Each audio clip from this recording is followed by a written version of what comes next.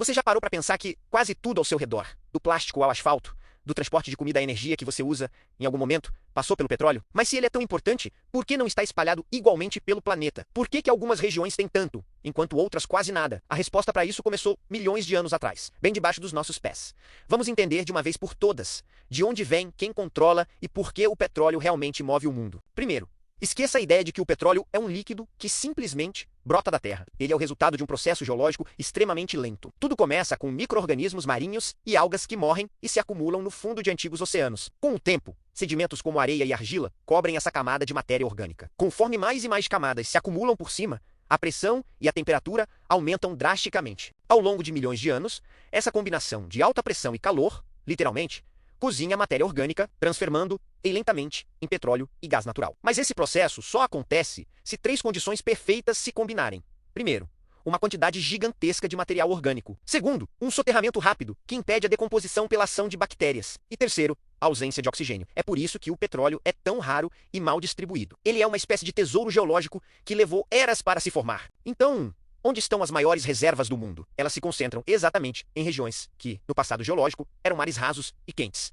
com muita vida. A principal região, é claro, o Oriente Médio. Lá, as condições foram ideais. As camadas sedimentares eram perfeitas e permaneceram estáveis por milhões de anos, concentrando uma das maiores frações das reservas globais. Na América do Sul, especialmente na sua faixa norte, encontramos reservas de petróleo pesado e extrapesado, que se formaram em ambientes antigos que pareciam pântanos e mares fechados. Já na América do Norte, existem tanto reservas convencionais, mais fáceis de extrair, quanto as não convencionais, como o famoso petróleo de xisto que fica preso em rochas compactas, e na Rússia e Ásia Central, encontramos enormes bacias sedimentares antigas, com petróleo localizado em grandes profundidades. Mas atenção!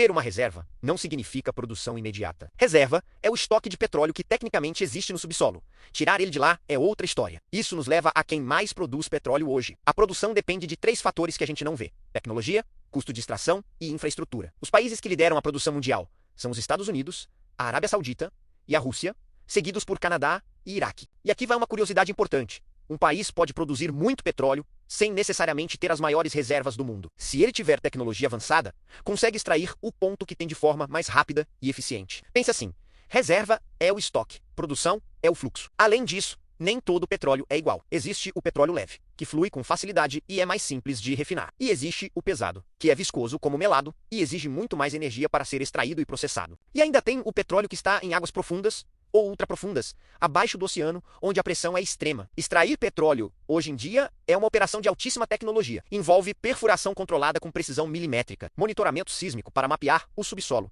engenharia de materiais super resistentes e muita química de refino. O petróleo não sobe sozinho. Ele precisa ser empurrado, aquecido ou estimulado para sair da rocha. Depois de toda essa jornada para extrair, quem mais consome esse petróleo? O consumo não depende só do tamanho da população. Depende do modelo de transporte, do nível de industrialização e até do padrão de urbanização. Os maiores consumidores são os Estados Unidos, a China, a Índia e a União Europeia, como bloco. Mas o grande segredo é que o petróleo é, antes de tudo, uma matéria-prima química. A maior parte dele não vira só combustível de carro. Depois de extraído, o petróleo cru vai para uma refinaria, onde passa por um processo que o separa em diferentes frações, como se estivesse sendo destilado. Cada fração tem um uso específico. Uma parte enorme vira plásticos e polímeros sintéticos. A partir de moléculas como eteno e propeno, surgem materiais que usamos todo dia. O PET das garrafas de água, o pressão venosa central dos tubos e cabos elétricos, o polietileno das sacolas de mercado e o polipropileno dos potes de comida. Essa transformação é invisível. Moléculas simples e pequenas são montadas quimicamente para formar longas cadeias resistentes que compõem o plástico. Outro uso surpreendente é na produção de alimentos. O petróleo e o gás natural são essenciais para fazer fertilizantes. O principal exemplo é a amônia, base dos fertilizantes nitrogenados. O hidrogênio do gás natural reage com o nitrogênio do ar para criar a amônia, que vira ureia e outros compostos. Esses fertilizantes aumentam drasticamente a produtividade de colheitas como milho, trigo e arroz. Sim, parte da comida na sua mesa depende indiretamente do petróleo. E as suas roupas, muitas delas, também vêm do petróleo. O poliéster das camisetas esportivas, o nylon das meias e mochilas, e o elastano dos tecidos elásticos são todos derivados petroquímicos. Eles são escolhidos porque secam rápido, são leves e duram muito. O petróleo vira fibras microscópicas,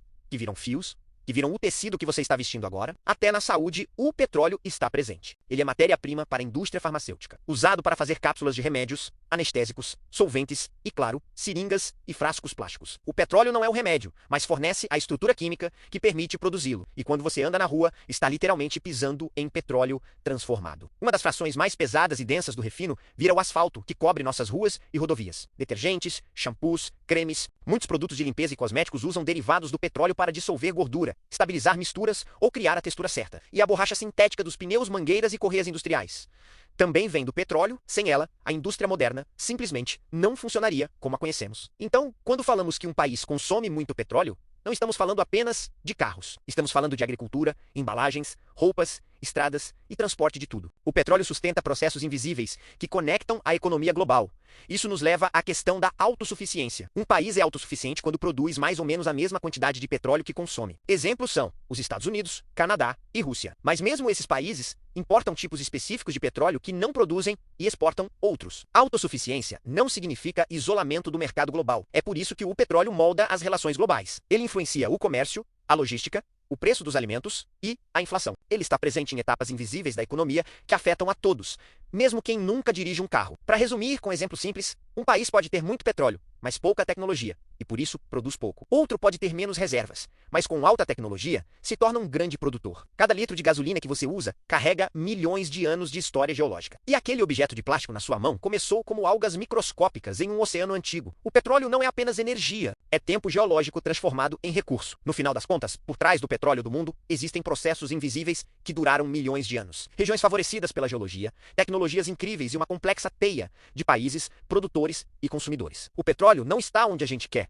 mas sim onde a história do nosso planeta permitiu. Entender isso é fundamental para compreender a economia, a energia e o funcionamento do mundo moderno. Obrigado por assistir. Se você gostou de desvendar esses processos invisíveis, não se esqueça de se inscrever no canal e deixar o seu like. Até a próxima!